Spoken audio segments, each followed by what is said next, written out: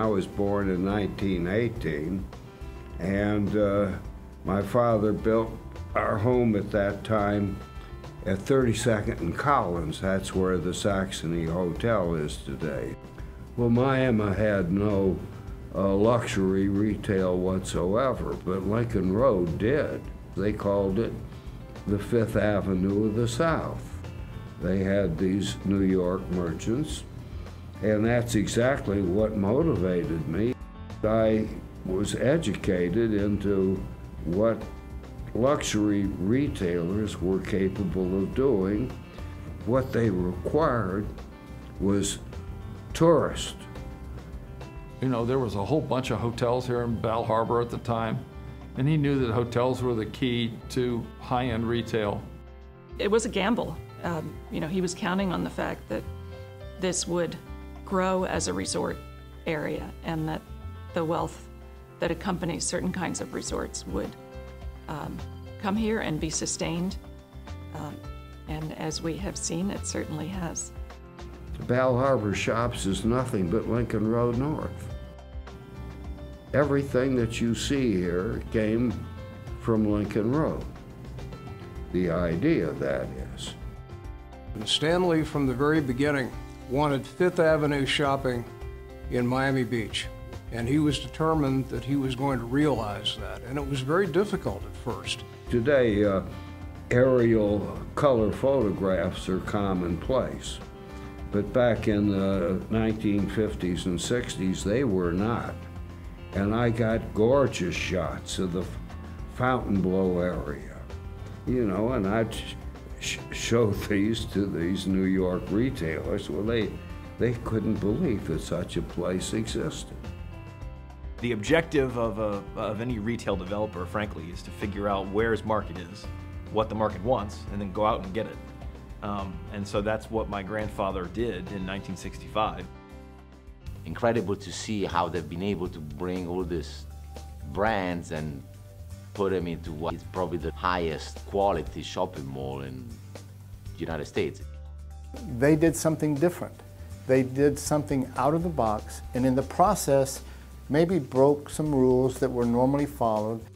You don't put trees in the parking lot. It breaks up the asphalt. It takes up parking spaces. It's hard to sweep and clean the thing. Nobody had planted trees in the center mall of a shopping center.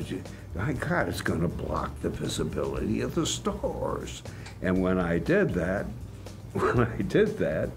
the merchants came in and said, "What are these goddamn trees doing?" And they came in, and several of them tried to cut the trees down. They really did. From day one, it was heavily landscaped. And ponds and fish, and made it a warm, attractive environment. And charged for parking. So if I had had free parking, there would be no parking for my customers. We don't really select our stores based upon what we like and what our wives like. It's a knowledge of the market that's paramount. I think what Stanley has brought to Miami is really a class of retail that really is second to none in the United States. The Brickell City Center, that's all going to be in Matthew's hands. With a long-term view, we think the Brickell City Center will be every bit as successful as Bal Harbour Shops. I think they're going to corner the market in, the downtown area. I think it's a fantastic location. That area of town is unbelievable. When your business partner is your uncle and your grandfather, it's just a whole different dynamic. So there is a lot of love and there's a lot of pride, and sometimes that manifests itself positively and sometimes it doesn't. Matthew is kind of like I was, but on steroids. So. There's a compatibility there that we see will last for a long time. This is a family-owned business, and they enjoy what they do. They're a very unique family, and we've been privileged and honored, I think, to have them be part of our community. Stanley has always understood that the customer is first and foremost.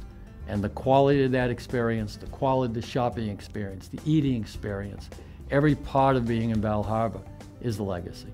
Building Bal Harbour was a great vision. He is a visionary.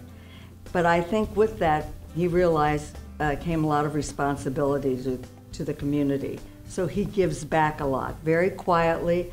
I have never known him to put his name on anything, to make sure people know he's doing something. They've always been invested in the community and always very willing to give back in any way that they can. We dedicated the Franco Center for Learning Resources, and that's a media center, and the library is the Stanley and Dottie Whitman Library. They're just an amazing, amazing family. I cannot think of any better reason for having a lifetime achievement when you have been successful for over 3 decades. It is quite appropriate for the Whitman family to be receiving this award in the great tradition of the ULI. There's no one more deserving, in my view, than the Whitman family, and it's been our privilege really to welcome them into our development as a partner. What's most important to us is family. So the history of the buildings and the assets and the things that people did, I think it informs some of the real estate decisions that we make. But my grandfather's greatest legacy probably will end up being the love that he had for his family. That was more important to him than anything in the world.